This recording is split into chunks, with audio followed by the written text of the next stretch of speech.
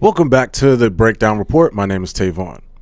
Now, if you guys remember, we just did the Eastern Conference side of things, and now we're pulling up to the Western Conference. Has February 5th already passed, and I already know it's 19 days prior, but that 3 p.m. trade deadline did not detonate the Western Conference like it used to, ladies and gentlemen, and for sure that this team has been, or this Western Conference has reshaped into plenty of trades that's out there. Now, it reshaped in the top as far as the stableness, the middle as far as volatile, and the bottom has a directional push for everybody. We're going to go through 1 through 15 in the Western Conference, starting now with the OKC Thunder.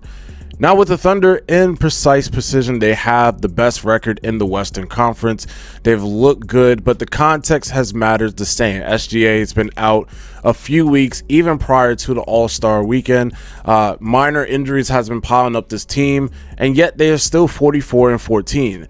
The infrastructure is still good as it is, and the momentum hasn't been lucky at all since, but they are still having a really good team.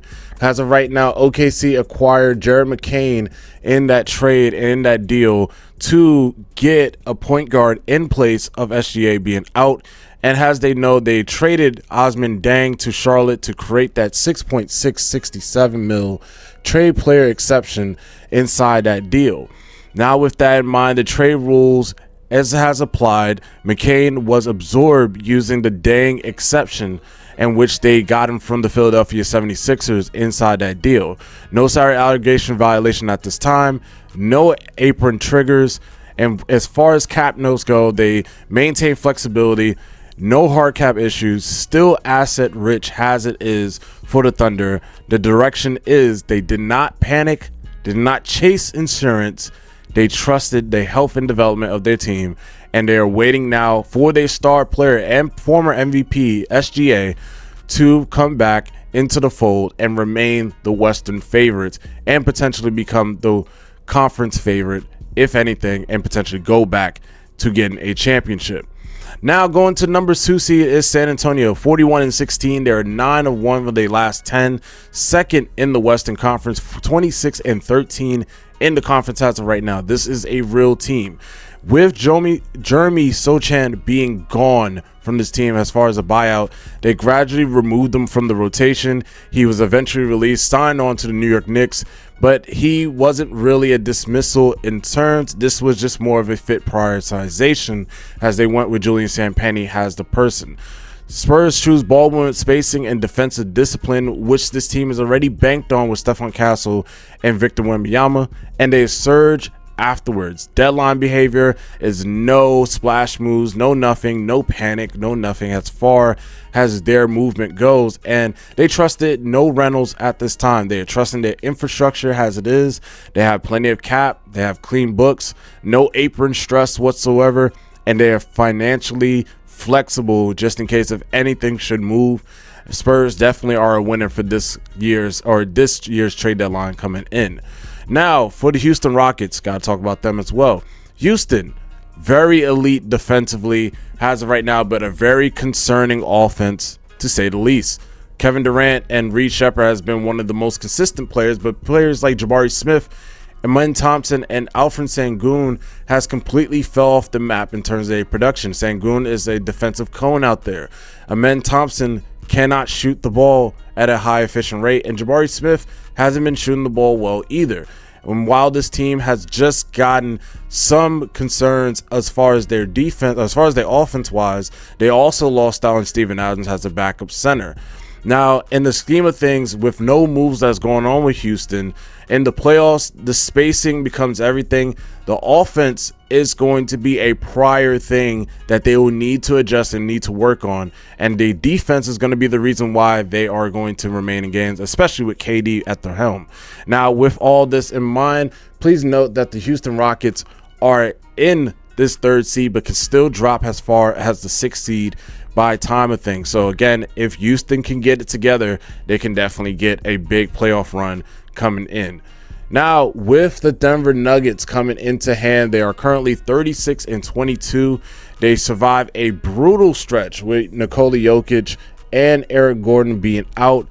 they are now back into the fold, which matters more than any deadline move can ever offer. Now, with the trade activity that's going on, they only sent Hunter Tyson and a 2032 second round pick and receive a 2026 second round pick in return, thus giving away some cap flexibility in return of everything and making sure that they are good and off the books. But in the main stead of things as well, they maintained their team and created a player exception of $2.22 million in the cap. And again, getting over the tax as much as possible. Denver believes solely on their health and solves everything. They have been a quiet winner in terms of the trade deadline and did everything in their power to make sure that this happens in a sense. Now, with things going on in the Lakers in Tinseltown, the Lakers record has been very deceptive, to say the least. They have been a lot of sub 500 teams coming in, and this trend has been real in the sense of the things that they've been going on. They've traded and got and acquired Luke Kennard, one of the best shooters in the NBA, and has been one of the best shooters, if not throughout most of time, as the NBA has been going through. They have been doing a great job and collecting assets, but again, I felt as though that they could have made a more bigger splash. Now, they created a $500K player exception, no apron impact whatsoever, and it provides an extra shooter for Luka. But Kennard helps out spacing, but that defensive ceiling, which they have been really reeling off of as of right now, they are currently treading water and need some help. Now, I don't think the Lakers will adjust primarily with Luka and LeBron James at the helm, leading this team, and DeAndre Ayton still at the center spot. And I still feel as though this Lakers team is still going to be reeling as far as the defensive plan, if anything. But what they really need as of right now is a defensive player that can put in the points and also play on both sides of the ball. And I feel like the shooting will address itself eventually, and also the rim protection will address itself defensively as well. And they need to win against 500 teams. The Laker team has been taking it easy against really good teams, and I feel as though they need to step up their competitiveness. As long as they have Luka and LeBron James, they will always be somewhat in the playoff hunt and also in somewhat of contention. What they need now is just to solidify those role player pieces and get to where they are. Now, the next topic of discussion is the Minnesota T-Wolves. Now, the T-Wolves has been a team that we always talk about has the team that could be taking that next step up in the conference. Again, they made it to the conference finals last year and was in really good tip-top form in a sense into where they are, or where they are going to in a sense. Anthony Edwards needed help in the backcourt.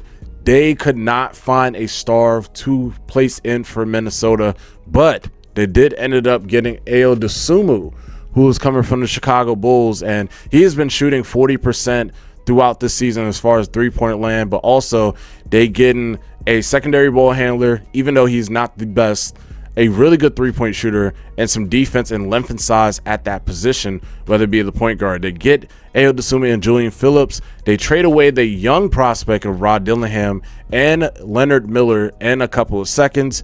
For this trade rules, Dosunmu absorbs the pre-existing trade exception.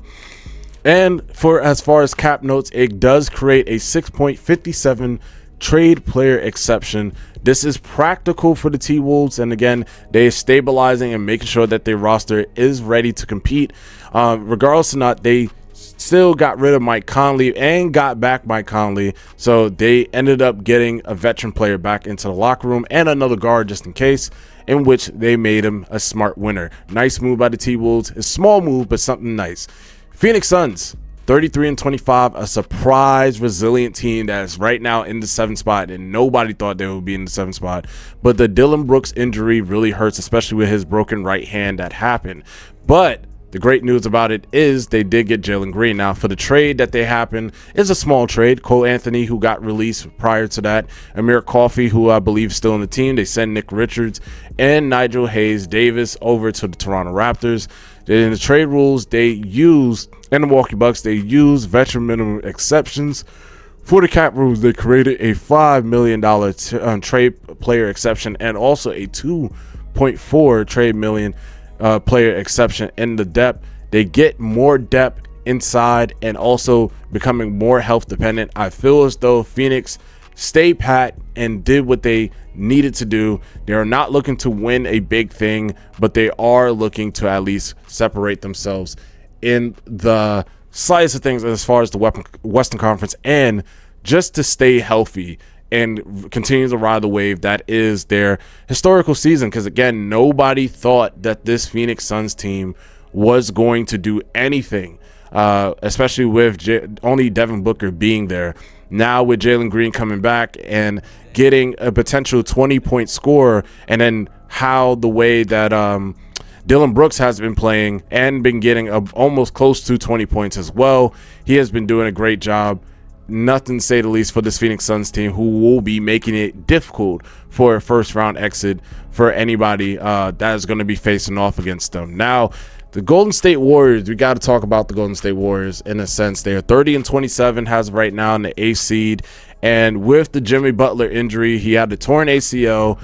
Stephen Curry has ankle issues that's going on right now. Draymond Green has been banged up a little bit. They are clinging to life right now in that 8th seed. Now, what they ended up doing was a trade that was supposed to happen a long time ago. And we're talking about it as far as Jonathan Kuminga was supposed to be traded away a long time ago. I'm talking about since past off season. But what they ended up doing was getting Kristaps Porzingis. Now, with Kristaps Porzingis at the helm, he is dealing with a bunch of illnesses and stuff that's going on with him, as he has a very spotted disease that's going on with his body, and got to be treated with some type of care in a sense. So he is not going to be on the floor as much, but will be providing a factor that the Warriors was always and needed and desperately been needing, is that's a tall center that can impact on the rebounding, but also rim protection wise, and a stretch out shooter that can play with Steph Curry and the rest of the squad. So even though it's not going to be a fully healthy Warriors squad, they still did not give up a lot of picks. They didn't give up no picks whatsoever. All they traded away was Jonathan Kuminga, who was asking out and requesting the trade from the Golden State Warriors, and Buddy Hield, who wasn't really getting minutes in the first place, even though being a fan favorite for the team. Kristaps Porzingis now joins with Jimmy Butler, Steph Curry, and Draymond Green to get into that Western Conference and potentially help them out for next year in terms of contention. Because as of right now, this Western Conference doesn't look good for the Golden State Warriors as things go. Now, in terms of the deal and in terms of the trade rules that happen, Kristaps Porzingis absorbs an aggressive standard traded player exception, and also with the cap notes that's going along, the Golden State Warriors trade away Kuminga. The Hawks will have to pay 15% in trade bonuses. They create a $2.22 million trade player exception for the Golden State Warriors, and they stayed underneath the first apron. Porzingis raised the ceiling, but his health threatens the collapse. Is very high volatility of this trade. I really fear for this Golden State Warriors team. Now, another team that's really been catching eyes just the same way as the Phoenix Suns is the Portland Trailblazers, 28-30, amid the Chauncey Billups scandal that happened at the beginning of the season with the gambling probe. With Tiago Splitter, this team has been really good. They have projected, as of right now in the play-in, they're the 9th seed on the court. Denny Avdia, all-star season. Scoot Henderson is back from injury. Donovan Clingan has made a massive leap in year 2, and Shannon Sharp has been really playing good. He's been most consistent. The main issue of this team is just experience. As of right now, they are a young team. They are trying to get through and maneuver some ways. Yes, they have some veteran players, but they haven't been doing really well in terms of going against those veteran teams and against the talented Western Conference teams that's out there. Developmental is going to win all the time. They only traded for a guard, in a sense, in trading away for Reef. They traded him away. They got a guard that can pretty much shoot at a very high clip, and that's exactly what they're going to do with that deal. With the Trailblazers, they did not necessarily go away from what they are known for. They're just increasing the three-point shooting that's out there by getting that guard from Atlanta and helping out their team in a major way. Now, for one player, and a major trade that happened was the Darius Garland trade. with the Los Angeles Clippers. Los Angeles Clippers, from the oldest roster in the NBA to a youth pivot, they started 4-20, or I believe 4-24 at one point. They are now, or they went 17-3 before the All-Star break, and then the deadline hit, and James Harden won it out of the Los Angeles Clippers. Now, in one standard, in one theory as well, with those Los Angeles Clippers, they received Darius Garland in this trade for James Harden straight up. And the reason is the Clippers refused to extend James Harden after the trade deadline. They did not want to extend him, so they traded away him and get Garland. They absorbed his contract. Another trade that happened was a Victor Zubac going to Indiana, in which the Clippers received Bennedict Mathurin and Isaiah Jackson from the Pacers. The Pacers were unwilling to offer Mathurin, the 23-year-old, an extension. The Clippers prioritized youth and has been paying off ever since, with Mathurin averaging about 28 points per night with the Clippers. With that cap absorption, the cap rules, as stated, created a small player exception and lock Garland for a multi-year contract with a team that actually wants him, in the direction the Clippers get more younger, as they was one of the most oldest teams out there, to say the least. Now for the Grizzlies, they come into the spot, has the 11th seed. They're 21-35 as of right now, and they're looking to improve and looking to get better as far as the team goes. But as of things gone, as of right now, for this Memphis Grizzlies squad, they are choosing now a rebuild. They trade away Jaren Jackson Jr. away to the Utah Jazz, in which they traded away Jaren Jackson Jr., Jock Landale, Conchar, Vince Williams Jr., who just got injured with a torn ACL, unfortunate for them. And in what they received for the Memphis Grizzlies, they waive away Kyle Anderson. They get back Georges Niang, Taylor Hendricks, who is a really good prospect, raw prospect, Walter Clayton Jr., who's looking good for the Utah, and 3 first-round picks. Now, as far as the trade rule go, multiple expanded TPE structures, meaning player exception. They have created a 28.87 team player exception, and they traded away their defensive identity for more flexibility, but also for more cap management and picks that was out there. And now with Ja Morant discussion internally of a potential trade that's going to go on, he is being held for now, but we'll be looking forward towards that offseason, where we may see Ja Morant potentially gone from the Memphis Grizzlies coming up very soon. So we got to see if Ja Morant will stay around with the Memphis Grizzlies, and we got to see how the Memphis Grizzlies will continue out their rebuild and go from here. It is very crucial that they do not make any mistakes. They got 3 first-round picks from Utah, and they have been reeling with their younger players, especially with Cedric Howard and Zach Edey. We got to see how this Grizzlies team will continue and rebuild their team, and if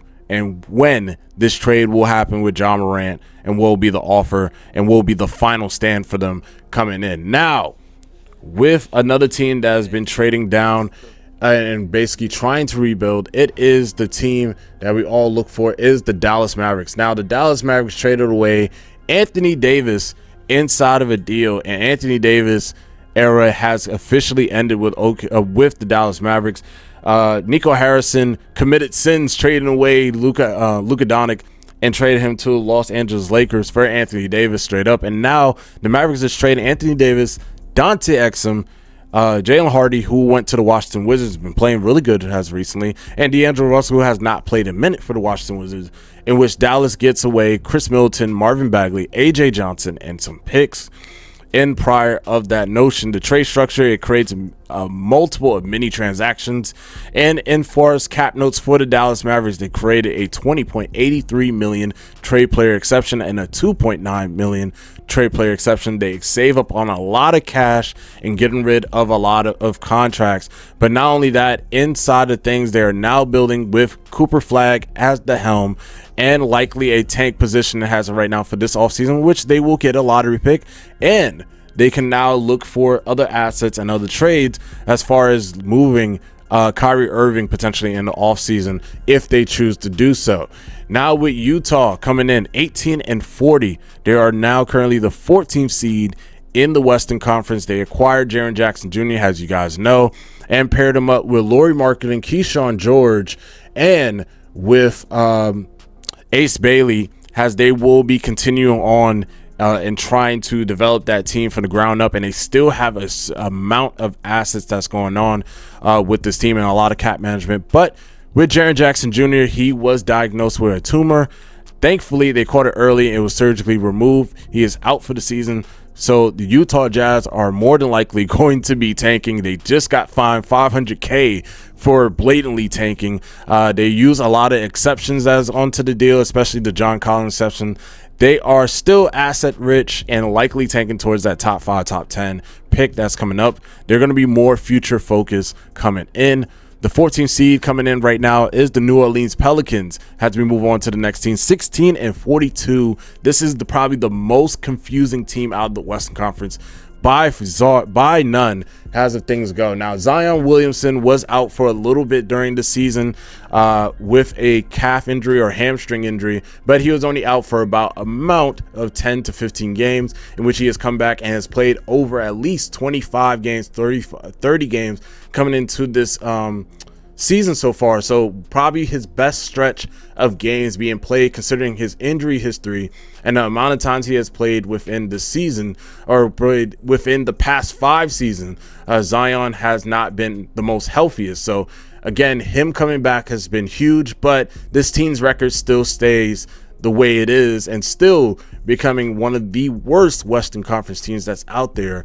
A team that was looking to rebuild or basically retool themselves has not been looking good, to say the least, for this Western Conference as of right now. And the team that was in the play-in, made it out of the play-in with head coach Willie Green, is now going with James Borrego, and does not look good ever since that move has been made. They getting back DeJounte Murray just soon with his injury. He had a torn Achilles, I believe a torn Achilles or a torn ACL as well. Trey Murphy has been playing really good as of late. Derek Queen and Jeremiah Fear has looking promising. They had no major deadline moves besides from trading away Jose Alvarado and getting back Dalen Terry, in which they released Dalen Terry. They stayed amongst the tax. They stayed within the first apron. It was no moves whatsoever. This move is more, and this stance is more, they deferred the decision closer to the offseason. They do not want to make a major move now for this Pelican team. It is a very unclear direction for this Pelican team, even though they said they will keep most, if not all, their star players or all their young players coming in, including Zion. So who knows what the Pelicans are going to do. We'll take a look during the offseason. Next team that we have is the Sacramento Kings. This is the last team that we're going to be talking about. And right now they are 13-46. They already are out of play-in contention and already out of playoff contention. They are the worst team in the NBA. They are the worst team in the West. They are a veteran-heavy roster. They don't really have much youth, to say the least. Their young pipeline is nothing there. The most you could say is Dylan Caldwell, who has been playing really good as of late. But other than that, the Kings don't really have much. They use expanded TPE. They created a 5.4 TPE out of here with the DeAndre Hunter trade, trading away Keon Ellis and Dennis Schroeder. Hunter is now out for the season with an eye surgery. They did not really sell. They did not really retool. They didn't really try to go for a better option at this point. They are just directionless at this point for the Western Conference. Now, as things stands, the top tier, in my opinion, is OKC, San Antonio, and Denver. Stable as of right now is Minnesota, Phoenix, and Houston. In the volatile tier, as the things go for the Western Conference as far as they moves go, is Golden State, Los Angeles Lakers, the Clippers as well, because we don't know how their youth movement is going to go, and we don't know how Kawhi Leonard is going to continue to keep this team on the float. And the reset tier has the things is Memphis, Dallas, Utah, and Sacramento. Health will be a determining factor at the top. Direction will determine the bottom. The Western Conference is wide open underneath the first 2 seeds in the Western Conference as of right now, which is San Antonio and OKC. And the buyout market is still in rotation for some. We will see how this Western Conference will fare out. Now, For everybody that's in the video, we have a two-part video. As I said, the Eastern Conference was before, the Western Conference is here. If you guys want to check out that Eastern Conference video, please make sure to leave a like, subscribe to the channel, and make it known that you are giving your support to the Breakdown Report as we give all these videos and try to give a big emphasis and analysis on everything NBA. The next video is going to be on the tanking situation and epidemic that is going on in the NBA. Has Adam Silver brought out a lot of topics that's going to go on there. Please do not miss that video. That'll be the next video coming up, and we will see you guys later. We do appreciate everybody that tuned into the Breakdown Report. My name is Tavon. You have a good one.